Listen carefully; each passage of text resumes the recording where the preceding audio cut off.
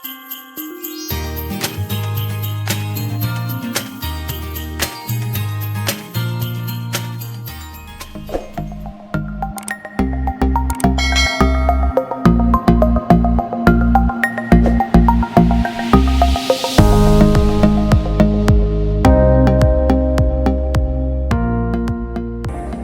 pada waktu menaikkan pujian arti kehadiran-Mu, Bapak Ibu Saudara, saya diingatkan bahwa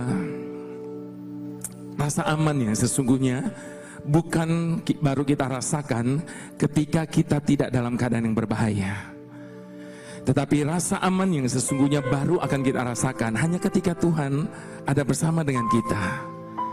Itu sebabnya Bapak Ibu Saudara, malam hari ini saya mau sharing dengan Bapak Ibu Saudara sekalian. Saya mau membahas tentang satu kata yang begitu dekat dengan hidup kita. Bahkan kata ini sangat dibutuhkan oleh setiap orang yang hidup di muka bumi ini. Dan kata ini adalah pertolongan. Namun sebelumnya izinkan saya bertanya, Bapak Ibu Saudara, berapa banyak dari antara kita yang pernah mengalami pertolongan Tuhan atas hidup kita? Puji Tuhan Bapak Ibu Saudara. Itu sebabnya saya berani berkata bahwa Bapak Ibu Saudara akan berkata amin bersama dengan saya kalau saya katakan bahwa semua kita adalah orang-orang yang membutuhkan pertolongan. Sebab ada saat Bapak Ibu Saudara dalam hidup ini di mana kita tidak bisa menolong diri kita sendiri. Manusia tidak bisa menolong dirinya sendiri. Itu sebabnya dia butuh pertolongan. Dan ada dua sumber pertolongan dalam hidup ini Bapak Ibu Saudara. Yang pertama, tentunya dari sesama kita, manusia. Tapi sayangnya pertolongan dari sesama kita manusia ini sangat terbatas. Bahkan seringkali bersyarat. Itu sebabnya firman Tuhan berkata, jangan pernah mengandalkan manusia. Jangan pernah meletakkan pengharapan kita kepada manusia, maka engkau akan kecewa. Dan yang kedua, Bapak Ibu Saudara, sumber pertolongan itu tentu datangnya daripada Tuhan. Dan pertolongan yang daripada Tuhan ini unlimited, tidak terbatas Bapak Ibu Saudara, bahkan melampaui segala akal dan segala kemungkinan. Itu sebabnya pada malam hari ini saya mau bertanya, bagaimana kalau suatu saat pertolongan Tuhan itu sudah begitu dekat dengan kita, namun tiba-tiba terhambat, terhalang oleh sesuatu. Lalu bagaimana reaksi kita ketika hal itu terjadi dalam hidup kita? Nah, malam ini saya mau ajak kita sama-sama belajar dari seorang kepala rumah ibadat yang mengalami hal seperti ini. Untuk itu Bapak Ibu Saudara, izinkan dengan hormat saya mau jemput semua kita bangkit berdiri. Karena dengan segala hormat dan dengan iman di hadapan Tuhan, kita sama-sama mau membaca firman Tuhan terlebih dahulu yang terambil dari kitab Lukas 8 ayat yang ke-40 sampai ayat yang ke-56.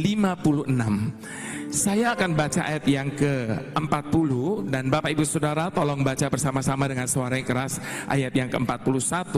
Lalu selanjutnya kita membaca bergantian sampai ayat yang ke-56. Baik, judul dari perikop ini, Yesus membangkitkan anak Yairus dan menyembuhkan seorang perempuan yang sakit pendarahan. Ayat yang ke-40 dikatakan, ketika Yesus kembali, orang banyak menyambut dia sebab mereka semua menanti-nantikan dia. Ayat ke-41 bersama-sama 1, 2, 3.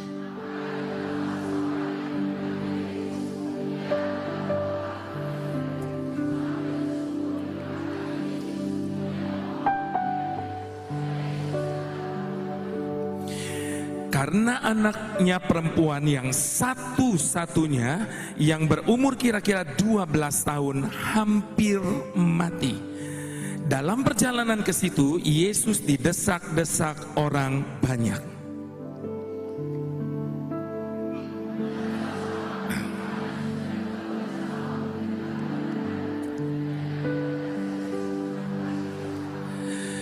Ia maju mendekati Yesus dari belakang dan menjamah jumbai jubahnya. Dan seketika itu juga berhentilah pendarahannya.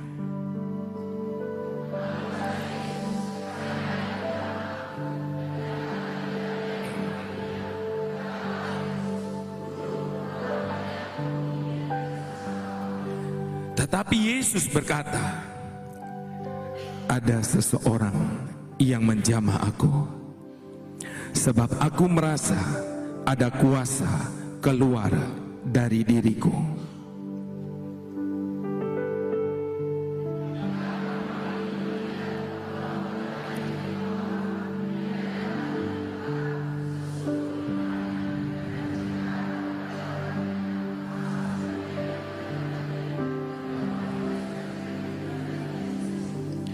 Maka katanya kepada perempuan itu, hai anakku, imanmu telah menyelamatkan engkau.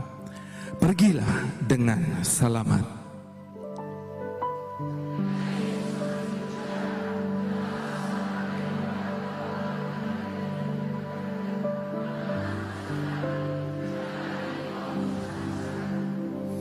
Tetapi Yesus mendengarnya dan berkata kepada Yairus, jangan takut, percaya saja dan anakmu akan selamat.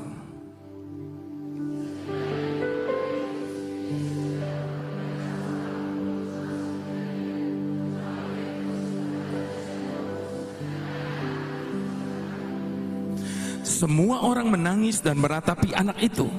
Akan tetapi Yesus berkata, jangan menangis, ia tidak mati, tetapi tidur.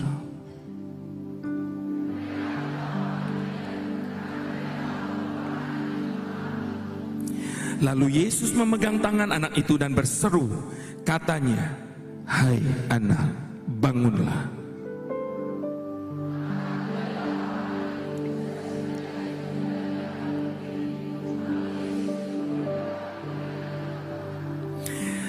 Bersama-sama ayat yang ke-56, dan takjublah orang tua anak itu, tetapi Yesus melarang mereka memberitahukan kepada siapapun juga apa yang terjadi itu. Amin. Silakan Bapak Ibu Saudara duduk kembali. Nah, Bapak Ibu Saudara, tadi saya katakan bahwa tidak ada satu orang pun di muka bumi ini yang tidak membutuhkan pertolongan. Artinya Bapak Ibu Saudara, tidak terkecuali orang percaya, tidak terkecuali orang yang berharap kepada Tuhan dan meletakkan hidupnya sepenuh di dalam tangan Tuhan. Bapak Ibu Saudara, kenapa kita semua orang di bumi ini perlu pertolongan? Sebab selalu selama kita hidup di dunia ini, kita masih menghadapi berbagai masalah dan persoalan. Makanya tidak usah berkata sama Tuhan, Tuhan kapan persoalan masalah saya selesai? Bapak Ibu Saudara, selesai masalah yang satu akan ada masalah yang lain. Sebab masalah tidak akan pernah habis-habis ya dalam hidup ini. Kenapa? Karena masalah itu adalah sekolahnya kita. Lewat persoalan masalah kita akan menjadi semakin kuat. Lewat persoalan dan masalah kita akan naik tingkat dalam hidup ini, Bapak Ibu Saudara. Itu sebabnya saya mau katakan sekali lagi, jadi sebenarnya dalam hidup ini bukan masalah. Persoalan seberat apa yang tengah ada menekan hidup kita hari ini. Dalam hidup ini bukan masalah persoalan seberat apa yang tengah ada di hadapan kita hari ini. Tetapi yang menjadi masalah dalam hidup ini adalah ada di tangan siapa hidup kita ini. Itu sebabnya Bapak Ibu Saudara, saya mau katakan bagaimana reaksi kita kalau ketika suatu saat, di saat kita membutuhkan pertolongan Tuhan dan kita merasa bahwa pertolongan itu sudah begitu dekat dengan kita, lalu tiba-tiba terhalang dan terhambat oleh sesuatu. Saya yakin tentu kita akan merasa sedih, kecewa, lalu kita bersungut-sungut. Bahkan mungkin tidak sedikit orang yang kemudian marah dan tinggalkan Tuhan. Bapak Ibu Saudara, kalaupun hari ini hal itu tengah terjadi dalam hidup kita, seolah-olah pertolongan Tuhan sudah begitu dekat dengan hidup kita, lalu kemudian tidak kunjung datang dan tidak terjadi dalam hidup kita, izinkan saya berkata, Tuhan pasti sedang mempunyai cara lain untuk menolong kita yang percaya. Dengan banyak cara Tuhan bisa menolong kita, bahkan dengan cara-cara yang ajaib. Begitu ajaibnya apa yang Tuhan mau buat dalam hidup kita, sehingga pikiran kita seringkali tidak bisa memahaminya. Itu sebabnya Bapak Ibu Saudara, malam ini sekali lagi saya mau katakan, kalau Tuhan menolong kita itu pasti. Namun sayangnya pertolongan Tuhan seringkali datang justru di detik-detik terakhir dari batas kesabaran kita. Seringkali pertolongan Tuhan datang dalam hidup kita justru di detik-detik terakhir dari batas pengharapan kita. Bapak Ibu Saudara, ingat ketika bangsa Israel dikejar tentara Firaun. Bapak Ibu Saudara, tentu kita berkata pertolongan Tuhan datang dalam kejadian ini mungkin dengan cara kita berpikir. Pada waktu mereka dikejar oleh tentara Firaun, Tuhan menolong mereka tidak dengan memukul mundur tentara Firaun itu. Mungkin kita berpikir bahwa cara Tuhan ketika mereka dikejar oleh tentara Firaun, Tuhan mendatangkan badai gurun yang menghempas mereka semuanya. Atau mungkin kita pikir Tuhan pakai tulah-tulah untuk menghalau mereka dari bangsa ini. Tetapi ternyata Tuhan tidak melakukan hal seperti apa yang kita bayangkan.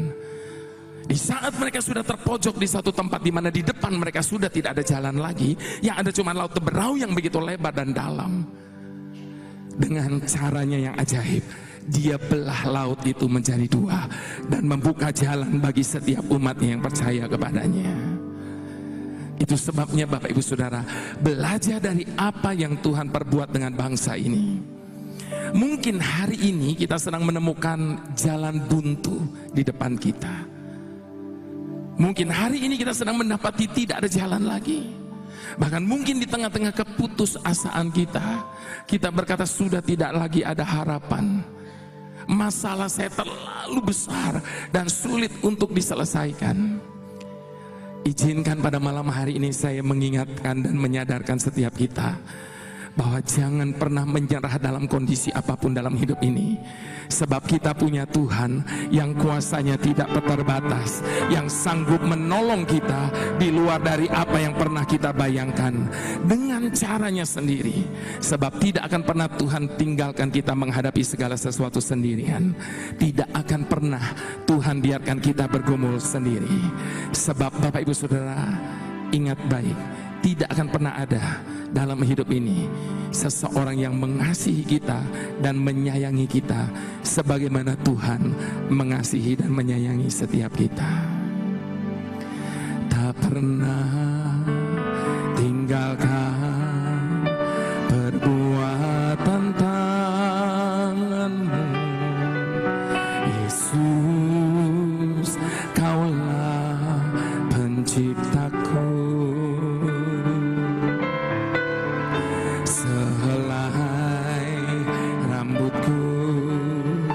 Jatuh Engkau pun tahu, Yesus, Kau pedulikanku. Yesus, Kau perhatikanku. Takkan pernah terlambat pertolonganmu, takkan pernah terlelap Kau menjagaku. Kaulah segalanya yang ku perlu di setiap jalanku. Sebab Engkau Allah yang tahu yang terbaik di dalam hidupku. Sama-sama katakan, takkan pernah terlambat pertolonganmu, takkan pernah terlelap Kau menjagaku. Kaulah segalanya yang ku perlu di setiap jalanku. Sebab Engkau Allah yang tahu yang terbaik di dalam hidupku. Ini pengakuan kami di hadapan-Mu malam ini Tuhan, bahwa Engkau tahu yang terbaik bagi setiap kami. Itu sebabnya malam hari ini bantu setiap kami untuk kami bisa mempercayai Engkau lebih dari hari yang kemarin. Bantu setiap kami malam hari ini Tuhan, untuk bisa mempercayai pintu-pintu yang sedang Engkau bukakan bagi kami. Namun bantu juga setiap kami malam hari ini, untuk kami boleh menghormati setiap pintu yang sedang Engkau tutup bagi kami. Sebab kami percaya di balik segala sesuatu yang terjadi dalam hidup kami, ada rencana-Mu yang indah bagi masing-masing kami ya Tuhan. Itu sebabnya apapun bagaimanapun keadaan kami pada malam hari ini, inilah sekali lagi pengakuan iman kami di hadapan-Mu ya Tuhan. Tak pernah tinggalkan perbuatan tangan-Mu, Yesus, Kaulah penciptaku.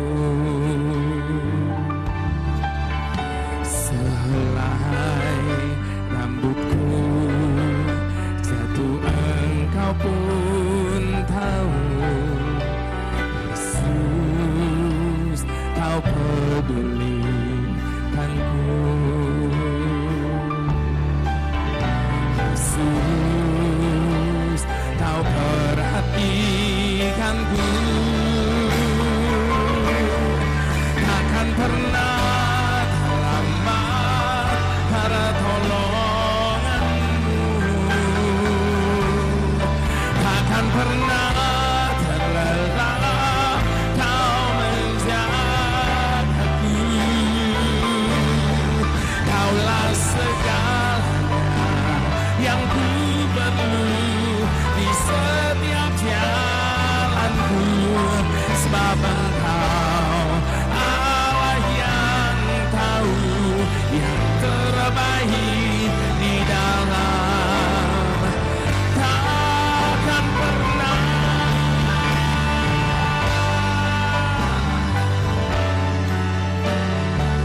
Ini kepercayaan kami di hadapan-Mu malam ini Tuhan.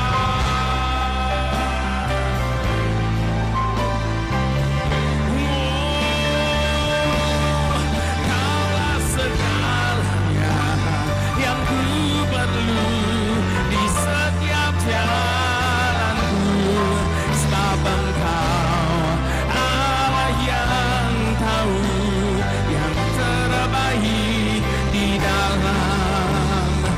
Mari sekali lagi dengan bangkit berdiri bersama di hadapan Tuhan, katakan, takkan pernah terlambat pertolongan-Mu, takkan pernah terlelap Kau menjagaku.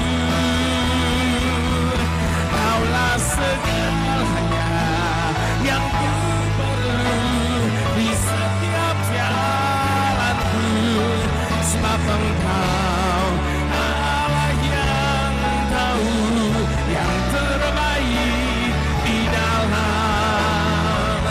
Takkan pernah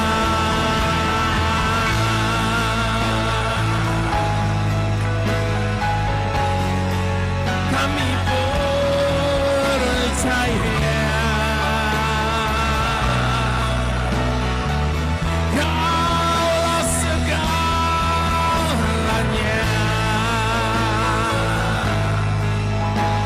di setiap jalanku, sebab Engkau Allah yang tahu yang terbaik di dalam hidupku, sebab Engkau Allah yang tahu yang terbaik di dalam hidupku. Dengan iman katakan, sebab Engkau Allah yang tahu yang terbaik di dalam hidupku.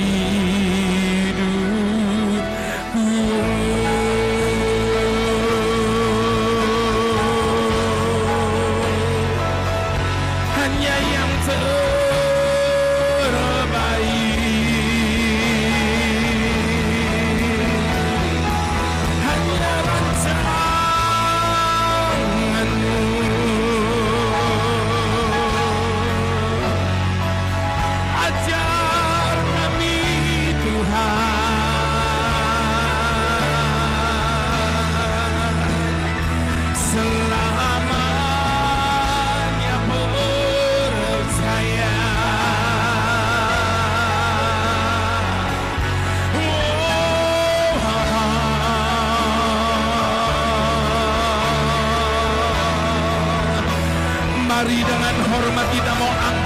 semua tangan di hadapan Tuhan tinggi-tinggi.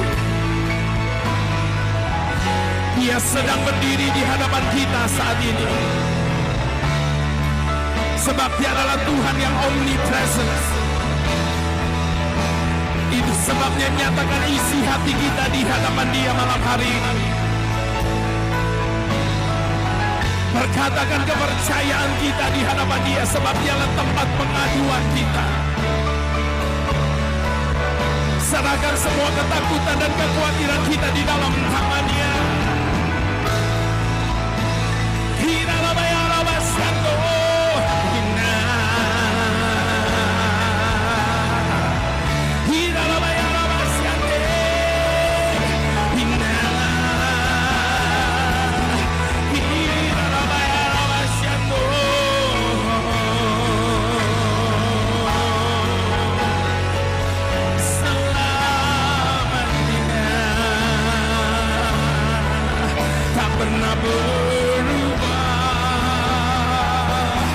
Kasih dan setia-Mu ya Tuhan, kami percaya,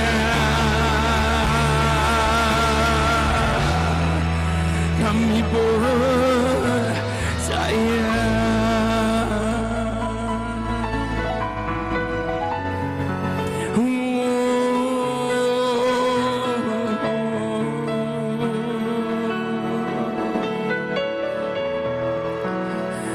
Malam hari ini di hadapan-Mu Tuhan, kami mau cabut kembali semua perkataan yang tidak benar tentang Engkau, yang pernah keluar dari mulut kami di hadapan-Mu. Pada saat kami sedang menghadapi banyak hal yang kami tidak mengerti, mengapa semuanya harus terjadi, mengapa segala sesuatunya harus kami alami. Maafkan kami Tuhan atas kata-kata yang tidak benar itu. Malam hari ini di hadapan-Mu, kami mau cabut kembali semua perkataan yang tidak benar itu, dan kami mau ganti dengan pernyataan,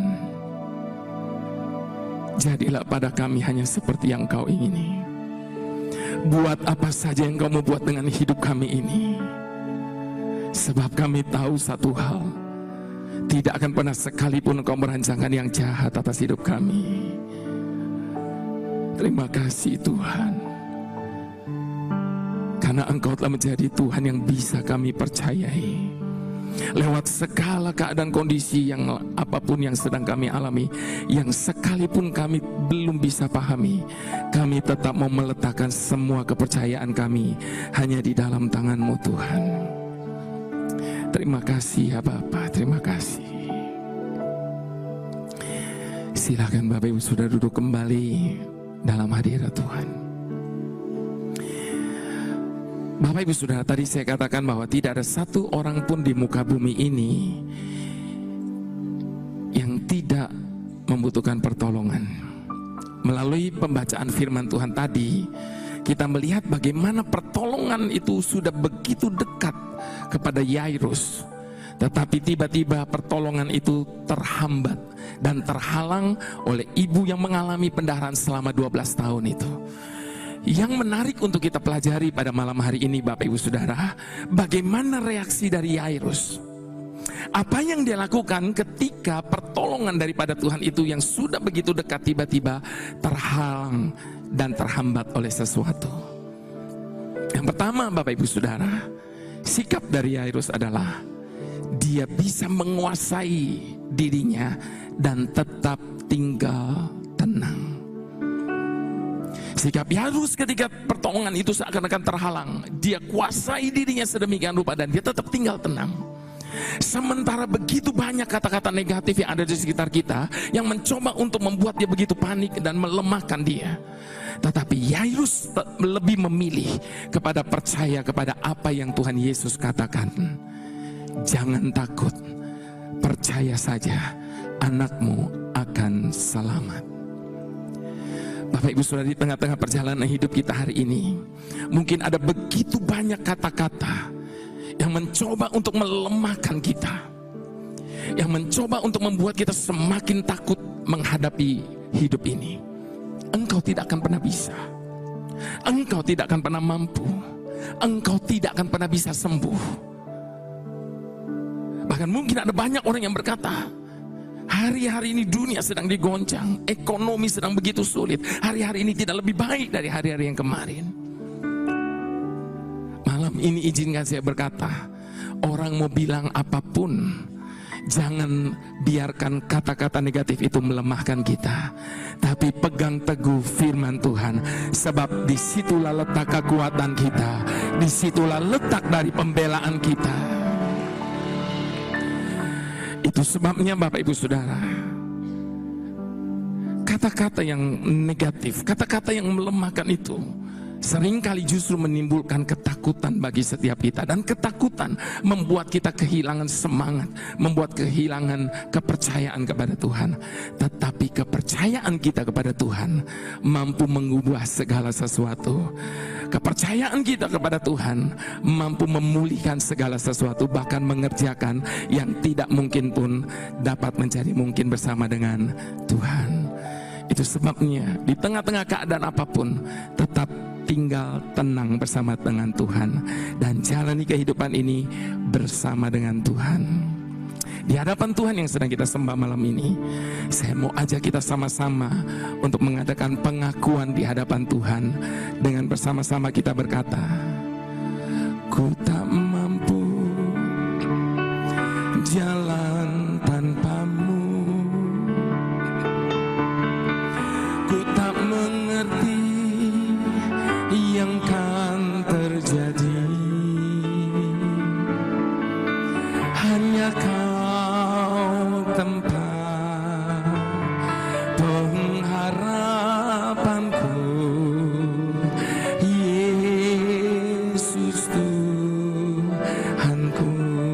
Sama-sama katakan, ku tak mau jalan tanpamu, ku tak mengerti yang kan terjadi, hanya Kau Tuhan kemenanganku, Yesus Rajaku.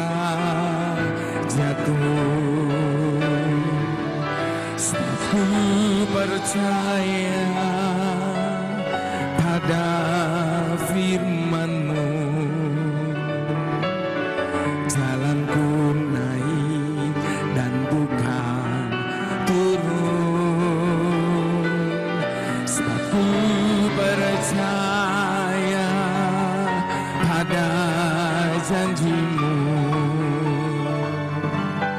jadikan aku lebih dari pemenang.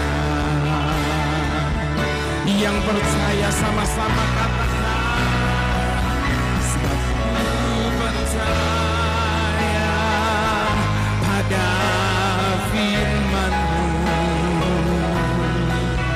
jalanku naik dan bukan turun. Amin. Sebab ku percaya pada janji-Mu,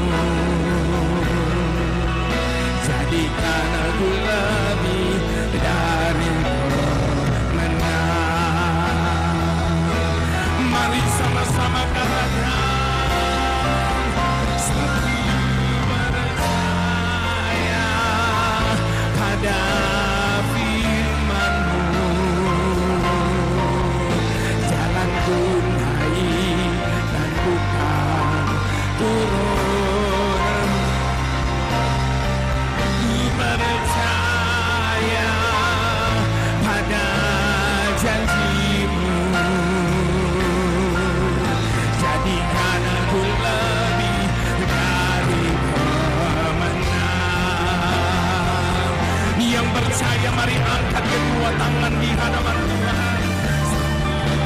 Percaya pada firman-Mu, jalanku naik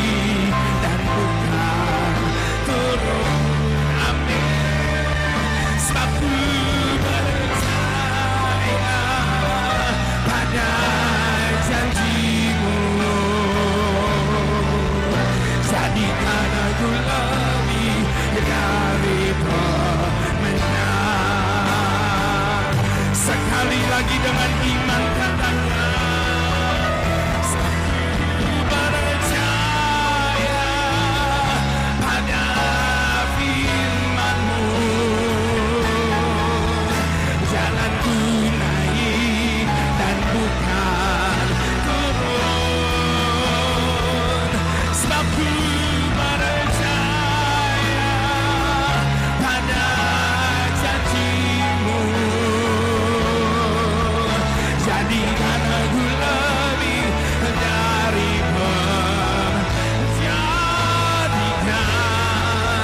jadikan aku lebih dari pemenang dengan iman. Jadikan aku lebih dari pemenang.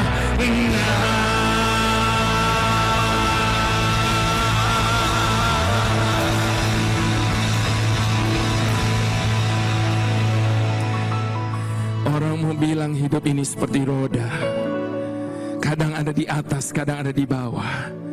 Bapak Ibu Saudara, jangan mau setuju dengan kata-kata negatif ini. Sebab apapun yang kita sepakati di muka bumi itu pasti akan terjadi. Jadi daripada sepakat dengan kata-kata negatif ini, lebih baik sepakat dengan janji Tuhan atas hidup kita.